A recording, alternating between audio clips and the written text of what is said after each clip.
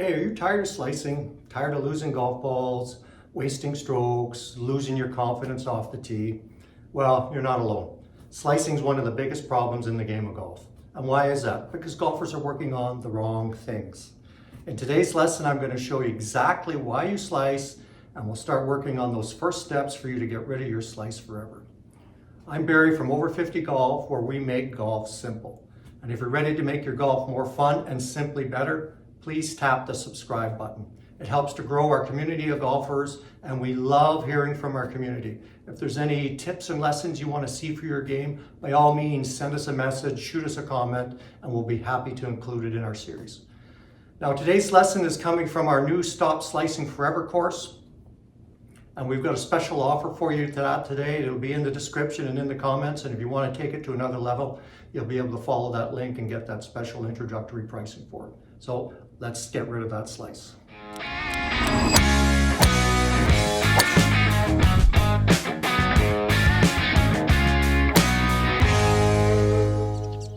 So why do you slice? Well, I've never had a golfer come in for a lesson that wants to get rid of their slice tell me why they're slicing. You know, they're always working on something in their golf swing. I'll ask them, okay, you're struggling with your slice. What are you doing to try to overcome it? Well, I'm working on my swing. I'm working on my right arm position on the downswing. I'm working on shallowing. I'm trying not to turn my hips too much. I'm trying to turn my hips more. And it goes on, you know. And they miss the real point of exactly why are you slicing? So why are you slicing? Well, simply, the club face is open to your swing direction at impact with the golf ball. That's it. You're going to slice every time that happens. And it doesn't matter what you're doing in your golf swing. If the face is open to the path and the direction, boom, you're going to slice it. And you can slice the ball if you're swinging in to out. Yes, you can swing in to out. You can have a perfect swing path. But if that club face is wide open and you're striking the ball like that, you're going to hit that proverbial slice. You won't be able to control it. And think about this, like you've got a pretty big window to swing the golf club through to hit a reasonable golf shot. The path and direction doesn't have to be perfect. We just need a good relationship between the club face and your swing direction to control the golf ball. And where does that start? It starts with your hands. Your hands control the club face. Your hands control what's happening with that club face at impact with the ball. So if you don't deal with that, you're never going to be able to deal with any of the slice fixes that you're working on. And here's the other thing that most golfers don't realize. When I start dealing with the hands and educating them to work properly in the golf swing, your golf swing will start to clean itself up automatically. You'll automatically start to move better and start to swing the club a lot more effectively. So all those other fixes that you're trying to do, they're not always necessary. Half the time it flows from what you're doing with your hands. So fix the club face position, we can fix the swing. So the typical slicer, this is how they hold the golf club.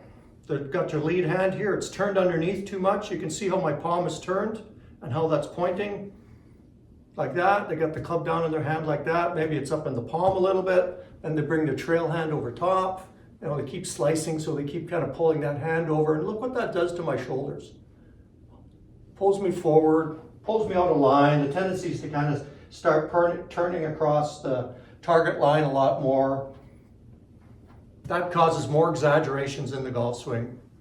And then the problem with this grip position when you're swinging, the tendency is when you're coming back into the ball, is to open up the club face. Your hands are going to work in the opposite direction. They're always going to work toward the body center. So if I'm turned like this, right hand on top, I'm going to hit the ball like that.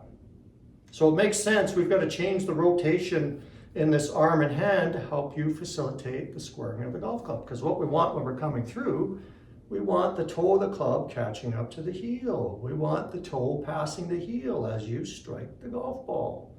That gives you a good square contact. The hands control that. So putting the hands on the golf club properly is critical for getting rid of that slice. That sets off a whole positive chain reaction. It cleans up your setup, starts to clean up the whole swing dynamics, makes it a lot easier. So the correct grip, take your lead hand, put it up in front of you. For a right-handed golfer, it's opposite your left shoulder. Give it a little bit of a turn. So now my thumb is at 1, 2 o'clock. Bring the trail hand up against that. It supports the top hand. It opposes it. And then put it down. Now I'm in that correct starting position to get rid of the slice. Left-handed golfer, it's just the opposite, right? It's your right hand, bring your right hand up, turn it over a little bit so the thumb's pointing to 10, 11 o'clock, left hand comes up and supports, let it drops down. That will start to take care of the club face position for you and make the whole swing dynamics a lot easier. So the slicer with the driver, hand is underneath, trail hand's on top, brings that trail shoulder forward, look at that posture, pull forward, I'm going to be kind of going across it. The tendency when swinging it is to fan the club face open and then leave the club face wide open through the ball. Just doesn't work. And then they start pointing more to the left, or they start, friend says, oh, you got to get your shoulders high, so they start doing all these funny compensations, and then you're down the road of a mess, right? You can't get caught up. And if you just kind of dealt with the hands in the beginning, boom, you would have dealt with so many other things going on in your golf swing. So hold the club up in front of you, right? Club face is like at 12 o'clock. Take your top hand, just turn it a little bit. Right, that thumb is over to 1, 2 o'clock. Get the trail hand on the bottom supporting it. Club in the fingers, drop the club down. And you can see this great setup position now. Shoulders square, pelvis square and underneath me. I'm not turned out of the way. I'm nice and square. I'm in a good position to start the golf swing. This is going to feel awkward at first. You've got to practice that a little bit to get comfortable with it.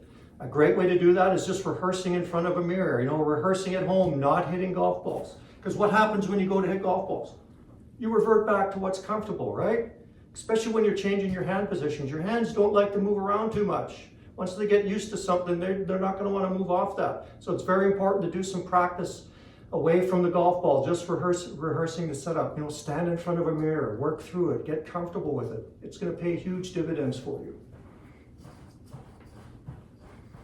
There I am in the correct posture because my hands are on the golf club properly. I'm in that correct anti-slice grip where that top hand is turned over a little bit, bottom hand supports that. Now I have a chance to bring the golf club back through the ball square. You're going to have a chance to swing the golf club a lot more effectively.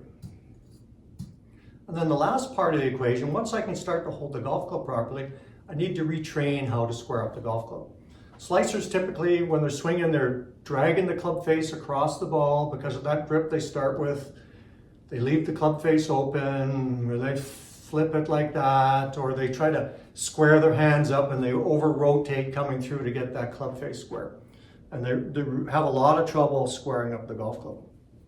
When I'm holding this properly, I'll just demonstrate with this little paddle racket here.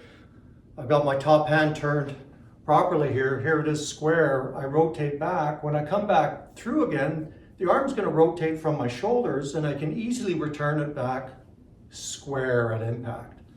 Rather than being wide open, it's now square here. And look where it's pointing, toward the target.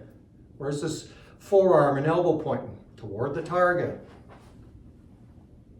I'm going to have that nice square impact position. You have to retrain that. Once I change the grip, I've got to retrain that release action so it becomes natural and I can trust it. So it's like that. And you can see as I come into it, I rotate into it square and then it continues past me. Right? The handle and the racket keep going around me. That's something we don't see with the slicers. It's a lot of that action, leaving the club face open. So we got to work on retraining that. Using a paddle is a good way to do it, to get the feel for it. Another way you can do it is just put that down there. I work on that grip, no club, just put my hands together. Turn back, turn through to impact. I'm square. Post impact, look at that relationship there. So I've gone from correct setup position here. I rotate back. You can see the back of my left hand. The thumbs are up. I come back through. Hands are pointing right back in toward my center here. My thumbs are straight out in front of me. I continue around. Look at this release position. We see the back of that lead hand. We see the back of the forearm. Put the trail hand against it. Classic release position. This way, you're squaring up the golf club naturally as you come through the ball. Makes it easier to obviously control the club face. And it's a lot easier to swing now. Arms and body will start working together when we swing the golf club. So you can start to work on that too with a golf club, and I'll demonstrate. So I've done a few rehearsals to get the feel for it, no club maybe. So now I'm going to pick up the club, I'm going to take my grip, take my stance. So I'm just going to hold the club up in front of me. I'm not going to ground the club. And I'm just going to do a few easy swings where I'll go part way back, let the club return to square, and then let it pass me. It's like I had the ball on a tee here, like I'm playing t-ball and I'm trying to hit it off a tee. Well, where's that going to go? Nowhere. It's not going to be very strong, right? Where's this going to go? Boom, it's going to be driven straight out. Boom, home run, gone. So I'm letting the club catch up, letting my arms return to square, and then I'm letting it pass me. So I'm gone from here, toe of the club is up, square position, I rotate back, club face is pointing toward the sky, rotate back through, toe of the club is up, square again, boom, it passes me, club face is pointing down at the ground. So it's this natural squaring up action. And it's easy to get the feel for it when I'm holding the club up here, letting it swing around me. I'm going to get this nice natural release. I can feel that club catching up and then squaring up. Another way to feel that, you can use an impact bag or a head cover and practice swinging easily into it, and I'll demonstrate that. Got the head cover here, just throw it down. Get it set up in my normal ball position. Got the edge of the head cover right here. Just going to make an easy swing. Going to return back, boom, square. Trying to feel that release and just let that club come into the ball square. And look what happened to the head cover. Boom. Flew out perfectly straight. Nice impact position. Continue along, boom. Classic finish position. Classic release through the golf ball. So just by working on that grip and then retraining that release pattern, you're going to start to learn a lot more club face control, and you're going to start to release that golf club square for good, solid golf shots. And you'll be well on your way to getting rid of that slice. And the key is to do the rehearsals without a golf ball, practice swings without a golf ball, so that you can get comfortable with the new patterns. And when you're ready to start hitting golf balls, do it slowly.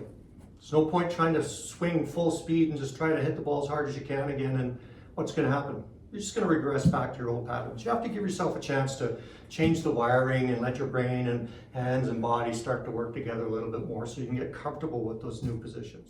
And so maybe you're practicing at home. You can do practice swings at home without hitting golf balls. You put the head cover down, rolled up towel, make some easy swings. If you got an area to swing and hit, I use foam balls a lot, where I can just get set up and work on that golf swing motion, and I'm doing it easy and slow motion. I'm not going full out. I'm trying to rehearse the motions to get a feel for it. And then if you're on the range, well, again, the same thing. You do some practice swings, then put the ball on the tee and swing easy, trying to incorporate those new feels so that you can feel that golf club squaring up and you can start to see some good positive results.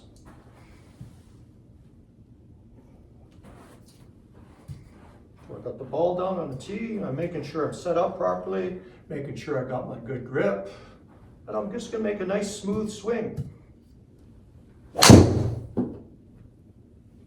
Feeling that good square contact. And then as you go along, you can start to pick up the speed a little bit, but you kind of go back and forth between the training swings and full out so that you can start to ingrain that correct hitting action, squaring up the golf club. And you're going to be well on your way to taking those first steps to stopping that slice forever. Hey, I hope you enjoyed that lesson. And if you want to take it to another level, our Stop Slicing Forever course walks you through in simple to follow steps to help you permanently eliminate your slice with easy to follow lessons without getting bogged down in complicated swing thoughts and swing changes you just can't do. It's designed for the over 50 golfer just like you.